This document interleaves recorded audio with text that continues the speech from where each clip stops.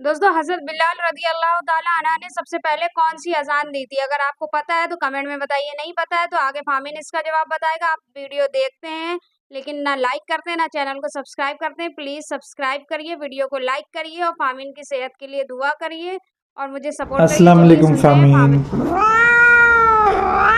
माशाल्लाह फ़ाहमीन एक इस्लामिक सवाल पूछते जवाब देना, ठीक है? फ़ाहमीन हज़रत बिलाल रज़ी अल्लाह ताला अन्हु ने सबसे पहले कौन सी अज़ान दी थी? ज़ोहर की अज़ान, असर की अज़ान, इशा की अज़ान, फ़जर की अज़ान। माशाल्लाह फ़ाहमीन को जवाब पता था।